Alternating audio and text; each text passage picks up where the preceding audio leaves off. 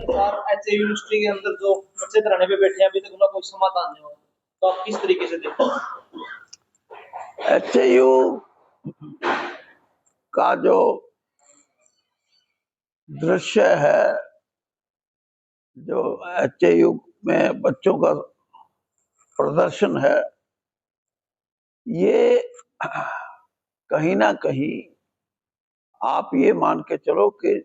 जो नियुक्तियां हैं वाइस चांसलर की, उनका अध्ययन करना जरूरी है कि नियुक्तियों की क्या प्रक्रिया है, किस किस्म की कमेटी, जिसको सर्च कमेटी बोलते हैं, कौन लोग हैं वो, उनको क्या हिदायत दी जाती है। और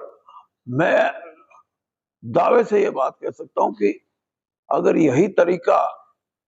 शिक्षाविदों के साथ वाइस चांसलर या प्रोफेसर या प्रिंसिपल या और बड़ी नियुक्तियां जो शिक्षा जगत में होनी चाहिए, उनके प्रति ये रवैया रहा कि कैसी पढ़ाई का हो, कितना ही छोटा विद्वान हो, बड़ा विद्वान हो, लेकिन उसकी पृष्ठभूमि अगर RSS की है तो ही वो उस पद को ग्रहण कर सकता है। इससे बड़ा विद्यार्थियों के साथ, शिक्षा के साथ अन्याय है ये। और इस अन्याय को देखते हुए ये HAU का जो बच्चों के साथ जो हुआ है, ये तो एक यूनिवर्सिटी की बात, हरियाणा में 12 यूनिवर्सिटी हैं। आप उनका देखो तो कौन लोग हैं जो उन यूनिवर्सिटियों के पे जिनको काम सौंपा गया है, वाइस चांसलर बनाए गए हैं। तो ये बड़ा दुर्भाग्यपूर्ण है। शिक्षाविद कोई भी हो, किसी भी विचारधारा का समर्थक हो, लेकिन अगर उसकी नियुक्ति से शिक्षा को बल मिलता है, बच्चों को अच्छी शिक्षा दे सकता है, एक अच्छा एटमॉस्फेयर, एक अच्छा वातावरण अपनी यूनिवर्सिटी में पैदा कर सकता है। और जो मातृत्व जिसको बोलते हैं ना कि शिक्षा तो या तो माता पिता के पास से मिलती है या फिर गुरुओं से मिलती है। तो अगर गुरुओं का दृष्टिकोण ये होगा कि हम जिस विचारधारा से आते हैं उस तरह के बच्चे विचारधारा ग्रहण करें, तो ये सही शिक्षा देने की नीति नहीं है। और मैं HAU के लिए तो स्पष्ट शब्दों में कह सकता हूं कि जिस किस्म का वहां वातावरण है, उस वातावरण को ये मान के चलो कि हरियाणा एग्रीकल्चर यूनिवर्सिटी चरण सिंह जी के नाम से इस यूनिवर्सिटी को इतना हल्के में नहीं आंकना चाहिए। जब हरियाणा का विभाजन, पंजाब का विभाजन हुआ, हरियाणा पंजाब अलग अलग राज्य बने, तो लुधियाना से चल के ये यूनिवर्सिटी यहाँ आई थी और एक ऐसी यूनिवर्सिटी बनती गई है आहिस्ता आहिस्ता कि ग्रीन रेवोल्यूशन जिसको हम बोलते हैं,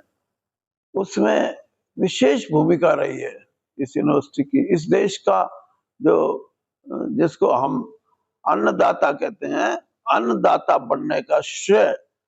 अगर किसी एक यूनिवर्सिटी को है हरियाणा में, और मैं तो कहता हूँ उत्तरी भारत में, लुधियाना एग्रीकल्चर यूनिवर्सिटी चरण सिंह जी हरियाणा एग्रीकल्चर यूनिवर्सिटी, और जो पंडित पंत यूनिवर्सिटी है उधमपुर में, ये 3-4 पंतनगर में, ये 3 यूनिवर्सिटी ऐसी हैं जिनके अंदर उच्च कोटि के विद्वान,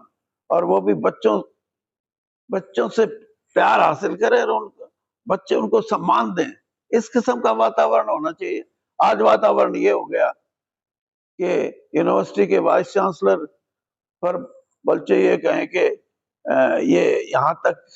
अपने आप को इन्होंने कहा कि हमारे को घसीटा जाए सड़क पे, उनके सिक्योरिटी के आदमी उनको पीटने के लिए कहा जाए। ये कौन सी किताब में लिखा है? और इसीलिए मैं ये कहता हूँ कि इस आंदोलन में कोई कुछ कहे कि जी खाप पंचायतें समर्थन करने आ गई, राजनीतिक दल समर्थन करने आ गए, किसान यूनियन समर्थन करने आ गई, तो आपको क्या तकलीफ है? जब आप आरएसएस के आदमी नियुक्त करते हो तब नहीं किसान यूनियन याद आती आपको? तब राजनीतिक दल याद नहीं आते? राजनीतिक दलों का भी ये फर्ज है कि जहां गैर इंसाफी होती है विद्यार्थियों के साथ, राजनीतिक तौर पर राजनीतिक दलों को ऐसे अन्याय के खिलाफ खड़ा होना चाहिए। जो राजनीतिक दल नहीं खड़ा होते, मैं ये कहता हूं कि उनका उनका सबसे बड़ा कर्तव्य ये है कि वो जहां भी अन्याय होता है, जहां भी लोगों की आवाज दबाने की कोशिश की जाती है, जहां विद्यार्थियों की आवाज को छोटी छोटी बातों के लिए, यानी उनको,